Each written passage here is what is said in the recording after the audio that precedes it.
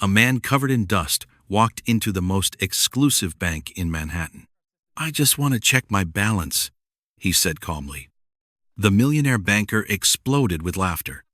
But when the screen finally loaded, his world shattered in 3.4 seconds.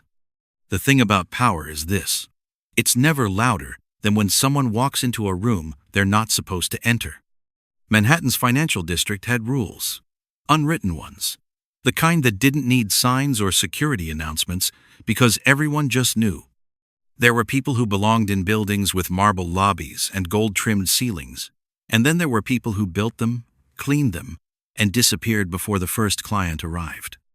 Elias Thorne had spent the last 8 years making sure he stayed invisible. Until today.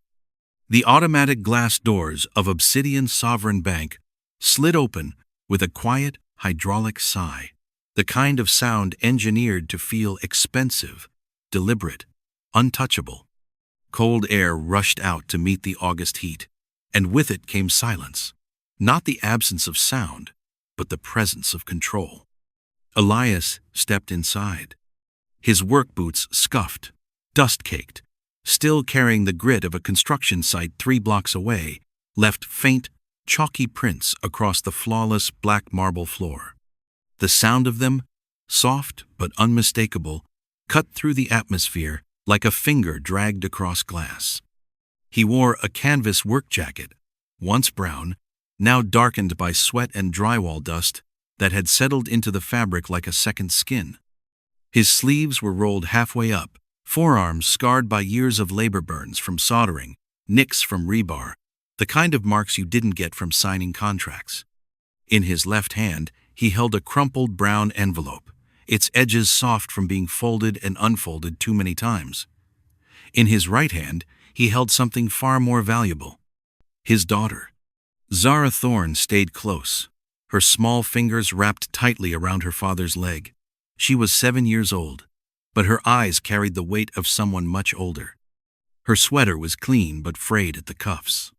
Her natural hair had been parted into 2 uneven puffs that bounced slightly when she walked, and her sneakers, hand-me-downs from a neighbor's daughter, were tied with mismatched laces. She looked up. The ceiling stretched impossibly high above her, decorated with gold leaf that caught the light from chandeliers shaped like frozen fireworks. Columns rose like ancient sentries, polished to a mirror shine. Everything gleamed. Everything whispered the same message: "You don't belong here." Zara felt it immediately. The bank went still. A security guard near the entrance straightened his posture. Another one, stationed by the elevators, glanced toward the main counter and reached subtly for his radio. Conversations died mid-sentence. A woman in a white blazer paused, her champagne flute hovering inches from her lips, staring. Obsidian Sovereign wasn't just a bank. It was a filter. The lobby itself was designed to communicate hierarchy: who had access, who had wealth, who had worth. And Elias Thorne, in his dusty boots and faded jacket, had just walked through a door that wasn't meant for him. Behind the main counter, Prescott Sterling III was in the middle of what he did best: performing. He leaned casually against the polished oak countertop, laughing loudly as he entertained a well-dressed couple with a story about a disastrous charity golf retreat in the Hamptons. His navy suit fit like it had been drawn onto his body. His cufflinks, platinum, engraved with his family crest, caught the light every time he gestured. His hair, slicked back with enough product to survive a hurricane, didn't move even when he threw his head back laughing. Prescott Sterling III had never worked a day in his life. Not really. He'd managed things, consulted on things, represented his family's interests in things, but his hands had never bled. His back had never ached. He didn't know what it felt like to choose between paying rent and feeding your child, and he liked it that way. Then he noticed the silence. Prescott stopped mid-sentence, his smile frozen in place as he followed the direction of the room's collective stare. His eyes landed on Elias, and for half a second, confusion flickered across his face. Then, recognition. Not of who Elias was, but of what he represented. Disruption, imbalance, contamination.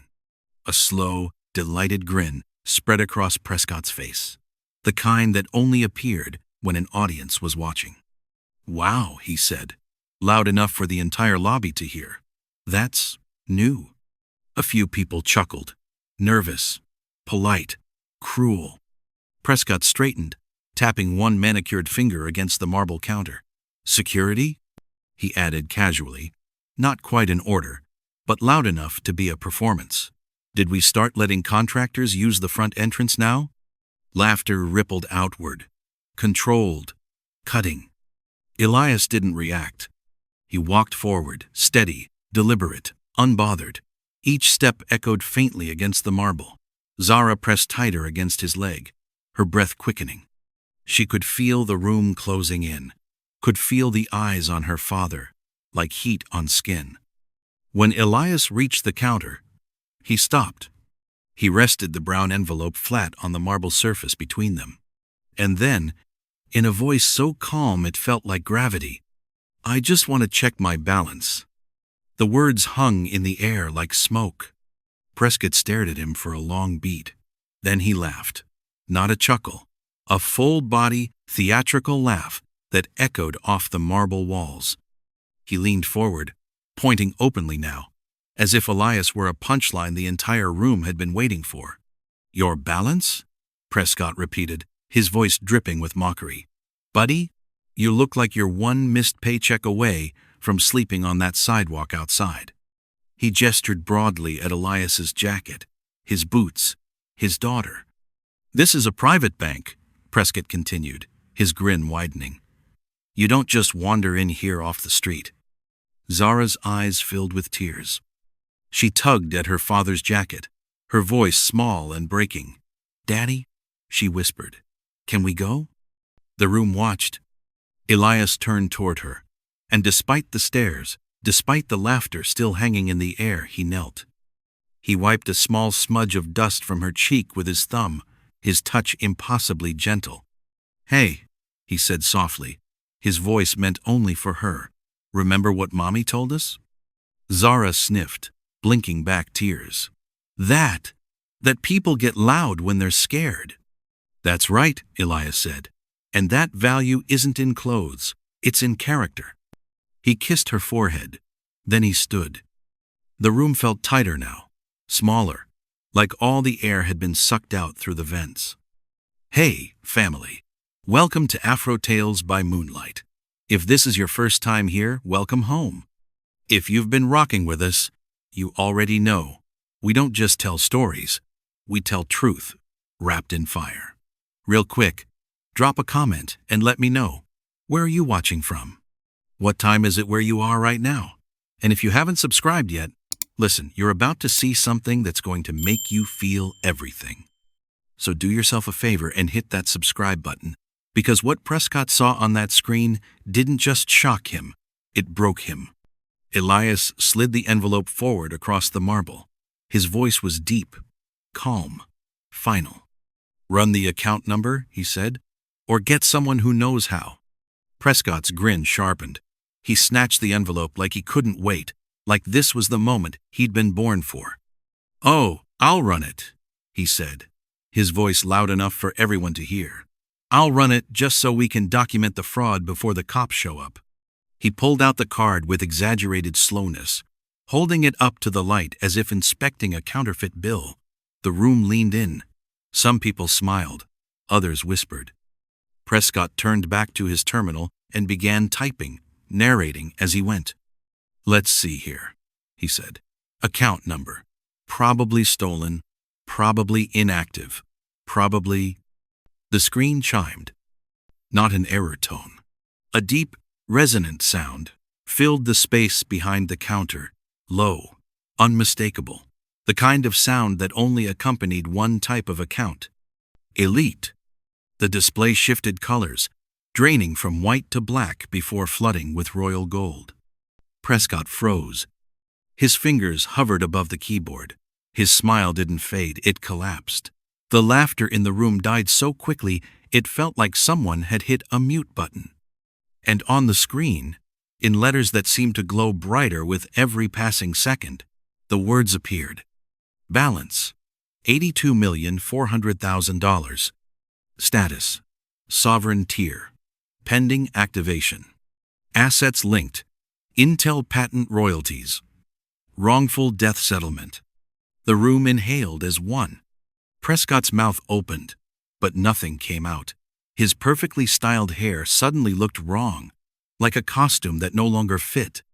Sweat beaded along his hairline, catching the light from the chandeliers above. That can't be right," he stammered, his voice cracking on the last word. You're a laborer." The word hung in the air like an accusation. Elias didn't blink. "Run it again." Prescott's hands trembled as they hovered over the keyboard. He typed frantically, his fingers slipping twice. The same chime echoed through the lobby. The same royal gold flooded the screen. The same number stared back at him, unmoving, undeniable. $82,400,000. Someone in the crowd gasped. The well-dressed couple Prescott had been entertaining moments ago took a step back, their faces shifting from amusement to confusion to something that looked like fear. The woman in the white blazer set down her champagne flute with a soft clink that seemed deafening in the silence.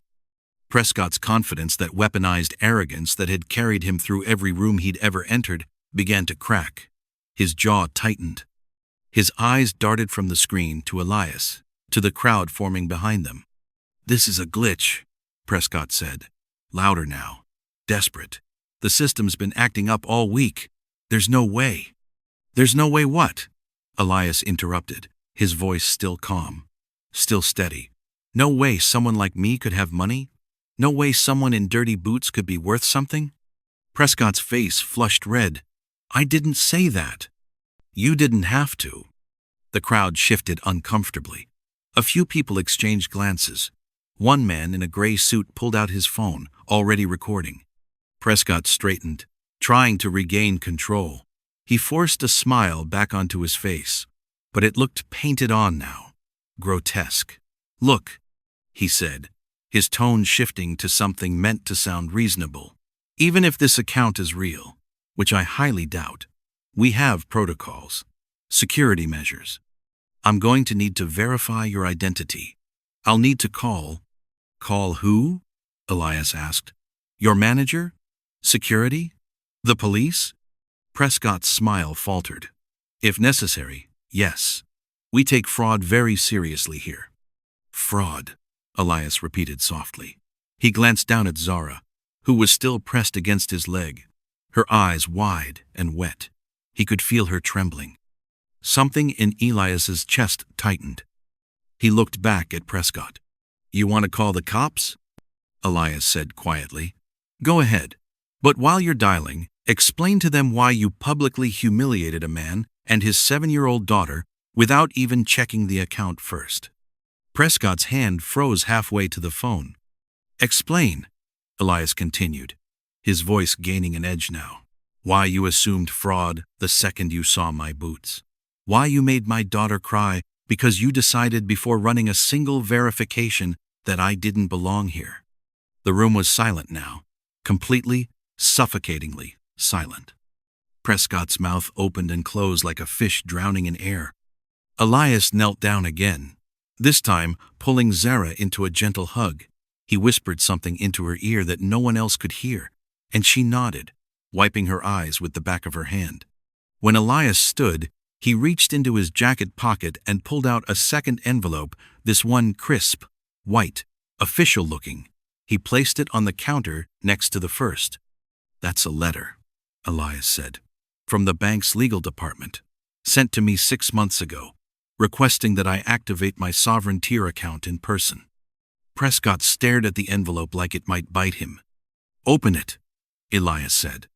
Prescott's hands shook as he picked it up. He tore it open clumsily, his fingers fumbling with the paper inside.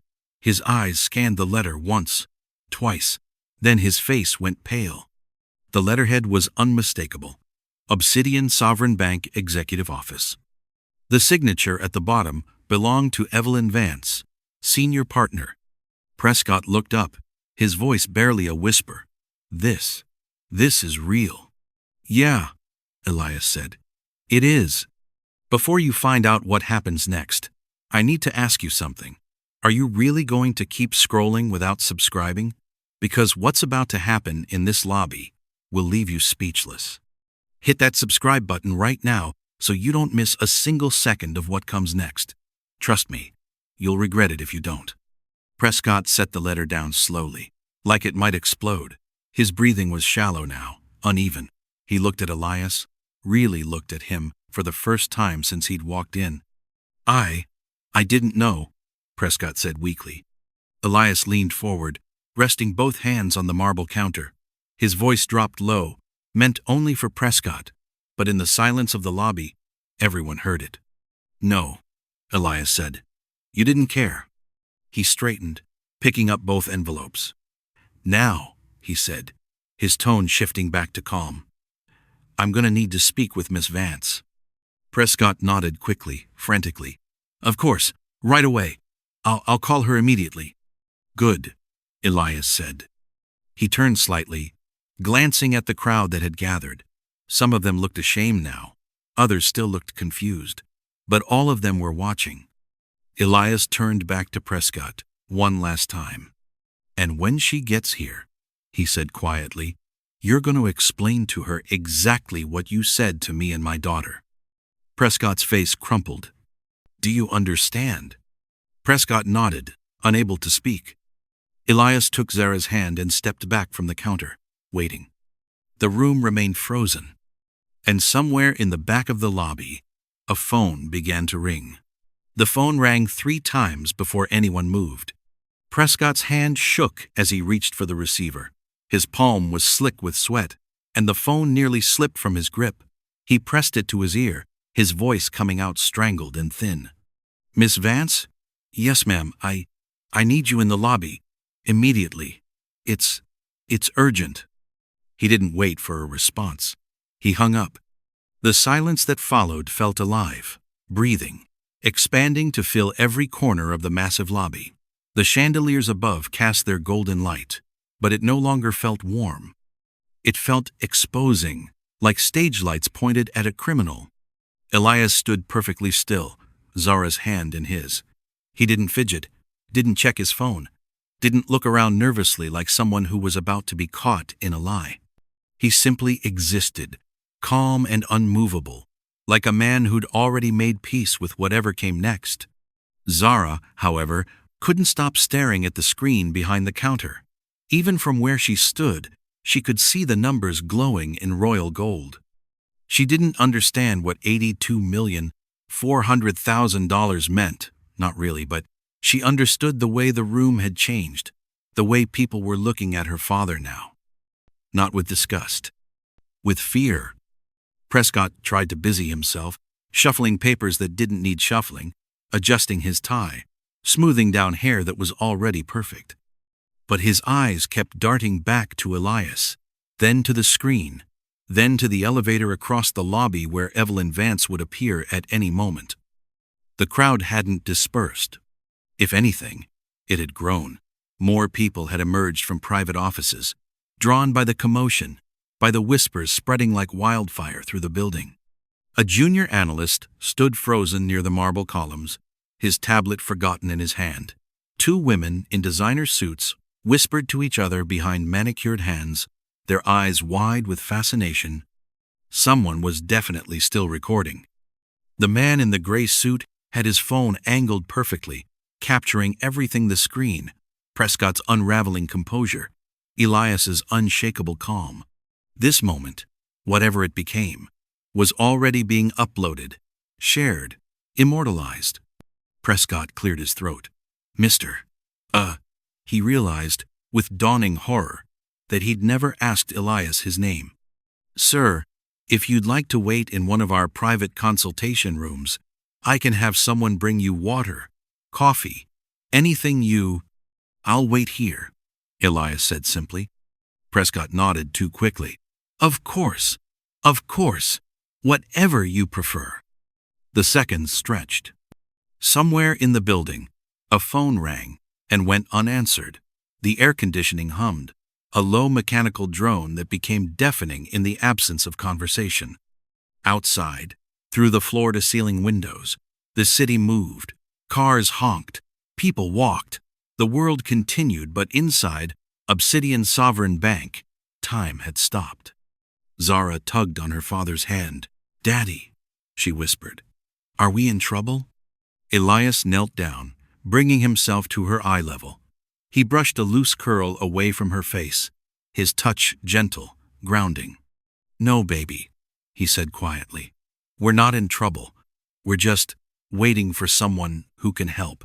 "But that man," Zara glanced at Prescott, who quickly looked away. "He was so mean to you." "I know." "Why?" Elias paused, choosing his words carefully. "Because he made a choice before he knew the truth. And now he's scared, because he was wrong." Zara considered this, her young mind working through the logic. "Is that why everyone's staring?"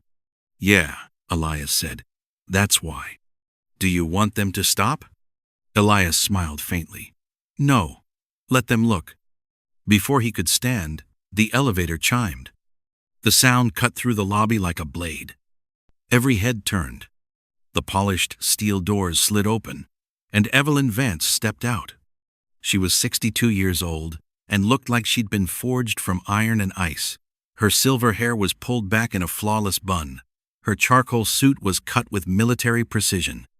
Her heels clicked against the marble with the rhythm of a metronome, steady, inevitable, final. She didn't look around. She didn't need to. Her presence commanded the room instantly. Evelyn's eyes swept the lobby, taking in the crowd, the frozen staff, the security guards, standing awkwardly near the entrance. Then her gaze landed on Prescott, whose face had gone the color of old paper. "Mr. Sterling," she said, her voice cold and sharp enough to cut glass. "Explain." Prescott opened his mouth, but nothing came out. Evelyn's eyes shifted, and then she saw Elias. Her expression didn't change, not immediately, but something flickered in her eyes. Recognition, not of his face, but of the situation. She glanced at the screen behind the counter, still glowing with royal gold, still displaying that impossible number. Her jaw tightened almost imperceptibly. If you're watching this and you haven't subscribed yet, now is the time. What Evelyn Vance is about to say will change everything. Don't miss it. Hit that subscribe button and stay locked in. Evelyn walked forward, her heels echoing like a countdown. She stopped 3 feet from Elias, her eyes scanning him from head to toe, the dust on his boots, the frayed cuffs of his jacket, the little girl holding his hand. Then she looked at the screen again. Then back at Elias. "Mr. Thorne," she said quietly. The room gasped. She knew his name. Prescott's legs almost gave out. Evelyn extended her hand. "I've been looking for you." Elias stared at Evelyn's outstretched hand for a moment before taking it. His grip was firm, calloused, the handshake of a man who'd built things with his bare hands. Evelyn's was equally strong, controlled, the handshake of a woman who'd built empires with strategy and will. "Miss Vance," Elias said simply. Evelyn didn't let go immediately. She studied his face, her sharp eyes searching for something, confirmation, perhaps, or understanding. When she released his hand, she turned to Prescott, whose face had gone from pale to gray. "Mr. Sterling," she said, her voice dropping to a temperature that could freeze water. "Walk me through exactly what happened here." Prescott swallowed hard. His throat clicked audibly. Miss Vance, I didn't ask what you didn't do," Evelyn interrupted. "I asked what you did do." The crowd pressed closer, hungry for the spectacle. Prescott's mouth opened and closed twice before words finally came. "He walked in, and I made an assumption. I thought he was. I didn't think he belonged here." "Based on?" Prescott gestured weakly at Elias. "His appearance, his clothes. I assumed the account was fraudulent." "Did you run any verification before making that assumption public?" Prescott's silence was answer enough. Evelyn's jaw clenched. She turned back to Elias, and when she spoke again, her voice softened, not warm, but respectful. "Mr. Thorne, on behalf of Obsidian Sovereign Bank, I apologize. What happened here today is inexcusable." Elias nodded once but said nothing. Evelyn glanced at Zara, who was still holding her father's hand, her eyes red from crying. Something in Evelyn's expression shifted just slightly, just enough to reveal that beneath the armor of professionalism, she was human. "And to you, young lady," Evelyn said, crouching slightly to meet Zara's eyes, "I'm sorry you had to see adults behave so poorly." Zara blinked, surprised to be addressed directly. She looked up at her father, who nodded gently. "Thank you," Zara said quietly. Evelyn straightened and turned back to the terminal. She leaned over the counter, her eyes scanning the screen that had broken Prescott's world. The account details filled the monitor, not just the balance, but the full portfolio. Balance: $82,400,000. Status: Sovereign Tier. Pending activation. Primary assets: Intel patent royalties. After. Wrongful death settlement. Structured. Blind trust holdings untouched. Since 2017. Evelyn's eyes widened fractionally. She scrolled down, and more information appeared. The patents weren't small. They were foundational. Infrastructure systems for renewable energy grids. Structural algorithms, licensed to Fortune 500 companies. Technologies still generating royalties 8 years after Elias had walked away. And the wrongful death settlement. Evelyn's lips pressed into a thin line as she read the case number. She knew it. The construction site collapse. The subsidiary that had cut corners. The young wife and mother who died because someone prioritized profit over safety. The settlement had been massive, publicized, then suddenly vanished from the news cycle. Because Elias Thorne had vanished. Evelyn looked at him now with new eyes. "You're the engineer," she said. It wasn't a question. "I was," Elias corrected. "The renewable grid infrastructure. The load balancing algorithm that prevented the Texas blackout in 2021. That was you." Elias didn't confirm or deny. He simply stood there, unmoved. Evelyn turned to Prescott. "Do you understand what you almost did? Do you have any idea who this man is?" Prescott shook his head weakly. "This man designed systems that keep cities running. His work has saved lives. And when his wife died because of corporate negligence tied to companies we finance, he took his settlement, put it in a blind trust, and disappeared to raise his daughter." The crowd absorbed every word in silence. Right now, thousands of people are watching this unfold. If you're one of them and you haven't subscribed, you're making a huge mistake. This story is about to take a turn you will not see coming.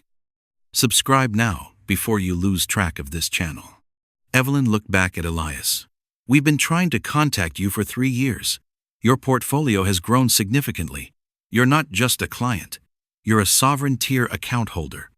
Elias let the words settle. "I didn't come here for resources.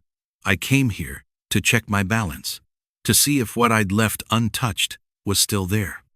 "And why now?" Evelyn asked. "After all these years, why today?" Elias looked down at Zara. "Because yesterday, the corner store owner told my daughter she couldn't eat unless I paid cash. Because our landlord is threatening eviction.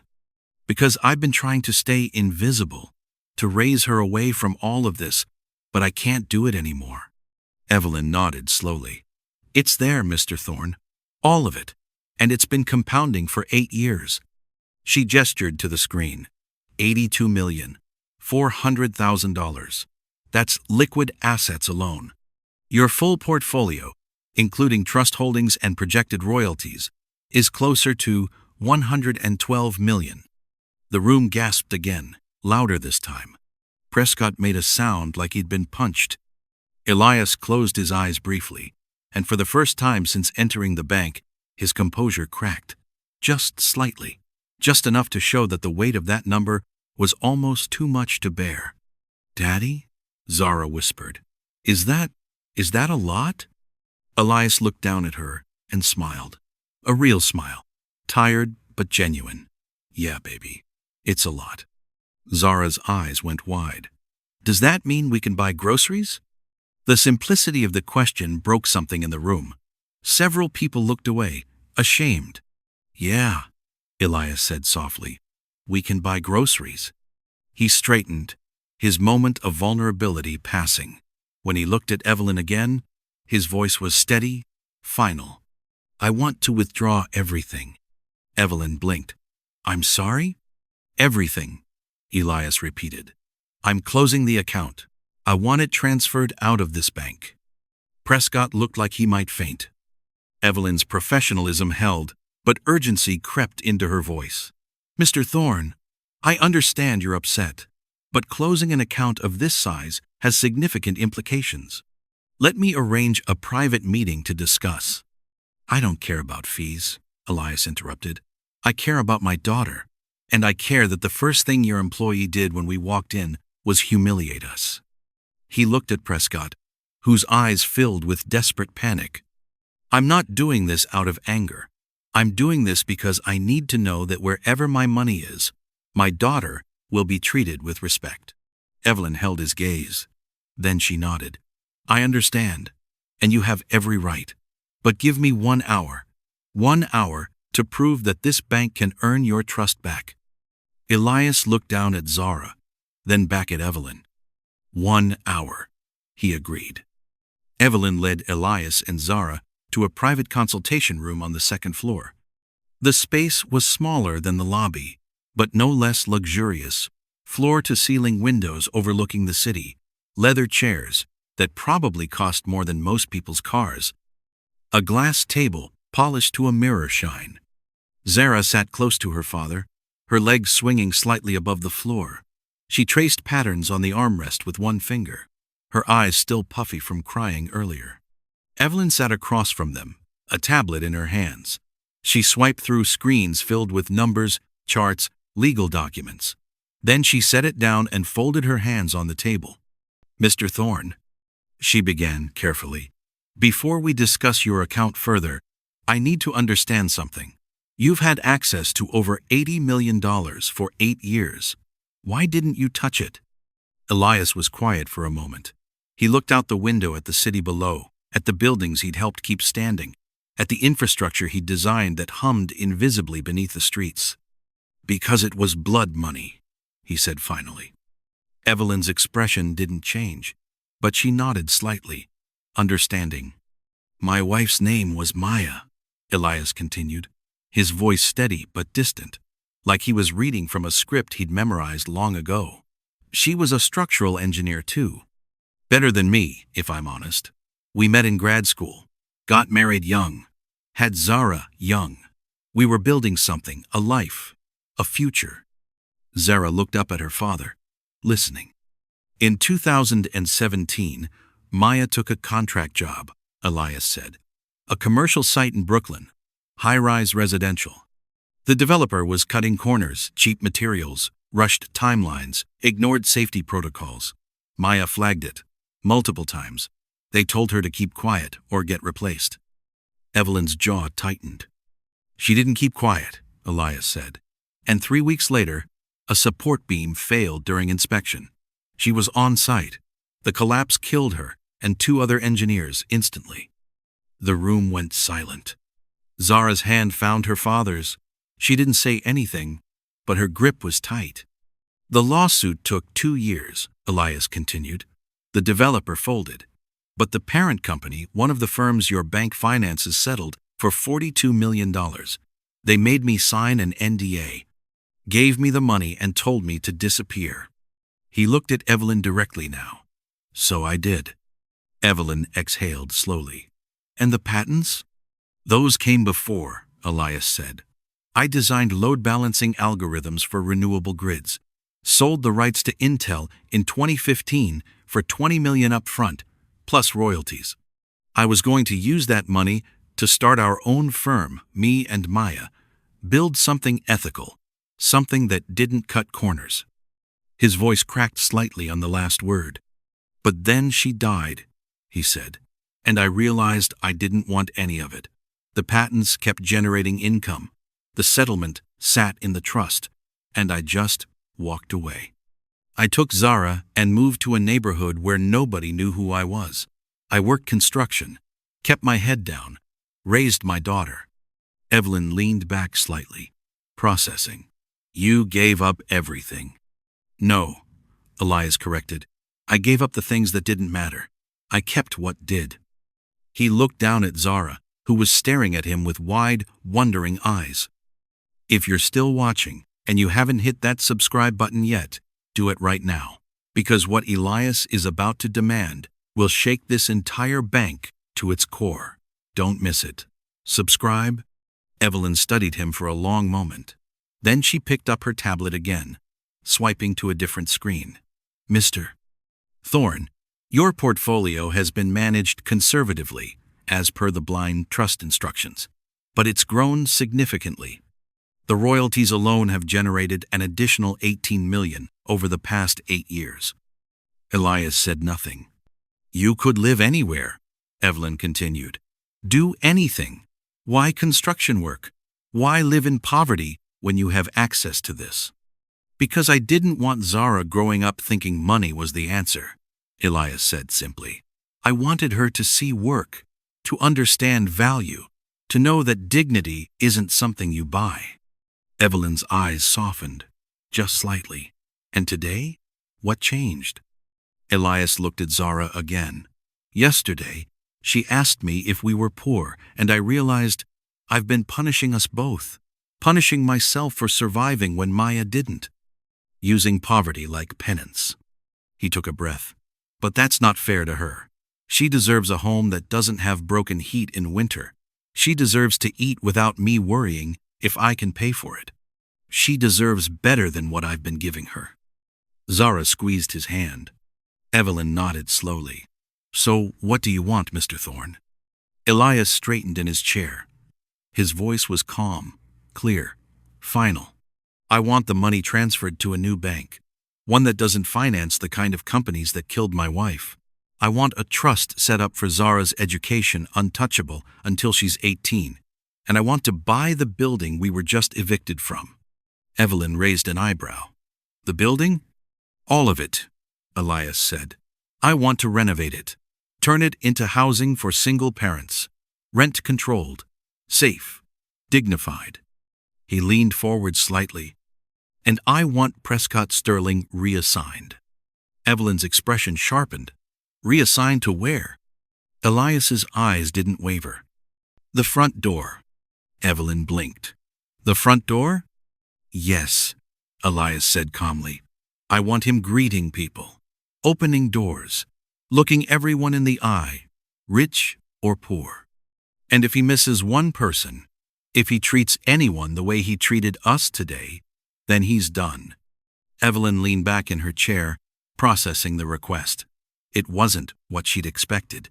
Most people in Elias's position would have demanded termination, public humiliation, legal action. But this was something else entirely. "You're not asking me to fire him," she said slowly. "No, you're asking me to teach him." Elias nodded. "Everyone deserves to be seen, Miss Vance. That's the lesson. If he can't learn it, then he doesn't belong here. But he should get the chance." Evelyn studied him for a long moment. Then, for the first time since entering the room, she smiled. It was small, restrained, professional but genuine. "Mr. Thorne," she said, "I think we can work together." She stood, extending her hand across the table. Elias stood as well, taking it. This time, the handshake felt different, not transactional, equal. "I'll arrange everything," Evelyn said. "The transfer, the trust for Zara, the building purchase, and I'll handle Mr. Sterling personally." "Thank you," Elias said. Evelyn looked down at Zara, who had been watching the entire exchange with quiet fascination. "Young lady, your father is a remarkable man." Zara smiled shyly. "I know." Evelyn's expression softened further. "Take care of him. I will, Zara said seriously. 15 minutes later, Elias and Zara stood in the lobby once more. The crowd had mostly dispersed, but a few people still lingered watching, whispering, recording. The man in the gray suit was still there, his phone angled discreetly toward the elevator. Prescott stood near the reception desk, his face pale, his hands trembling slightly. Evelyn had already spoken to him privately. He knew what was coming. Elias walked toward him slowly, Zara's hand in his. Prescott straightened when he saw them approach, trying to summon some fragment of dignity, but his eyes betrayed him, red-rimmed, wide with fear and shame. "Mr. Thorne," Prescott began, his voice hoarse. I'm sorry. Truly. I was wrong. I was cruel. I have no excuse." Elias stopped a few feet away. He didn't speak immediately. He just looked at Prescott, really looked at him, the way Prescott hadn't looked at him when he first walked in. "You hurt my daughter," Elias said quietly. Prescott's face crumpled. "I know. I'm so sorry." "She's 7 years old," Elias continued, "and you made her feel like she didn't belong, like she was less than human, because of how we were dressed." Prescott nodded, unable to meet Elias's eyes. "I know." Elias let the silence stretch. Then he spoke again, his voice softer now, but no less firm. "You're not getting fired," he said. Prescott looked up, confused, hopeful, terrified all at once. "But you're getting reassigned," Elias continued. "Front door. You're going to open it for everyone who walks through. You're going to greet them, look them in the eye. Treat them with respect, no matter what they're wearing, no matter where they came from." Prescott swallowed hard. "I understand." "And if you miss one person," Elias said, his tone sharpening just slightly, "if you make one person feel the way you made us feel today, you're done. Do you understand that too?" Prescott nodded quickly. Yes, I understand." Elias held his gaze for another beat. Then he turned to leave. "Mr. Thorne," Prescott called out, his voice breaking. Elias stopped, but didn't turn around. "Thank you," Prescott said, "for not destroying me." Elias glanced back over his shoulder. "I didn't do it for you," he said. "I did it because my daughter was watching, and I want her to know that justice doesn't have to be cruel." He took Zara's hand and walked toward the glass doors. The security guard, the same one who'd stiffened when Elias first entered, rushed forward and opened the door wide, nodding respectfully as they passed. Elias nodded back. And then, with the afternoon sun spilling through the doorway, Elias Thorne and his daughter stepped out into the city. The doors closed behind them with a quiet, final hiss. Inside, the lobby remained frozen, silent, changed. And somewhere in the back, a phone buzzed with notifications as the video began to go viral. 3 months later, everything had changed. 3 months later, the building stood transformed. The same apartment complex where Elias and Zara had been evicted now gleamed with fresh paint, new windows, and a renovated lobby that smelled of sawdust and possibility. The broken heating system had been replaced. The cracked stairs had been rebuilt. The roof no longer leaked when it rained. But Elias hadn't turned it into luxury condos or sold it for profit. He'd kept it exactly what it was: affordable housing. The units were given to single parents, mothers and fathers who worked 2 jobs, who knew what it felt like to choose between groceries and rent, who understood that dignity wasn't something you bought but something you fought to keep. Elias charged rent at cost, just enough to cover maintenance and utilities, nothing more. On the ground floor, he'd opened a community center, free tutoring for kids after school, a food pantry stocked every week, resume workshops, job placement services. Everything he wished had existed when he and Zara were struggling. He didn't live there anymore. He'd bought a modest house in a quiet neighborhood, 3 bedrooms, a backyard where Zara could play, a kitchen where he cooked her breakfast every morning before walking her to school. It wasn't a mansion. It wasn't flashy, but it was theirs. And every morning, Elias walked Zara to school with his head held high. She wore new shoes now, ones that fit, with laces that matched. Her sweaters didn't have frayed cuffs. Her hair was styled with care, her smile bright and unafraid. But she still held her father's hand. "Daddy," she said one morning as they walked, "my teacher said you're famous now." Elias smiled faintly. "I'm not famous, baby." She showed us the video, the one from the bank. Everyone's seen it. Elias had seen it too. 23 million views and counting. The moment Prescott's face went pale. The moment the room went silent. The moment everything changed. "Does it bother you?" Zara asked. Elias thought about it. "No," he said, "not anymore." "Why not?" "Because it wasn't about me being right," Elias said.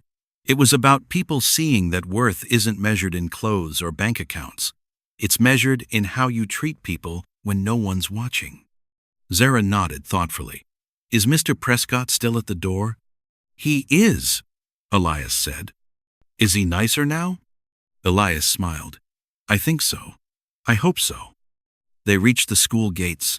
Zara hugged her father tight, then ran toward her friends, her laughter echoing across the playground. Elias watched her go, his heart full. He'd created a scholarship fund in Maya's name. Hundreds of kids would get the education his wife never got to see their daughter receive. The foundation was growing, spreading, helping families across the city. But none of it felt like victory. It felt like responsibility. Because Elias had learned something in that bank lobby, something he'd carry for the rest of his life. Dignity, once reclaimed, compounds faster than money ever could. Family, thank you for watching until the very end. If this story moved you, if it made you feel something real, do me a favor, hit that subscribe button right now. We've got more stories like this, more truth, more fire. Check out the other videos on the channel. Share this with someone who needs to hear it. And remember, your worth isn't defined by what you have. It's defined by how you see others. This is Afro Tales by Moonlight. Until next time,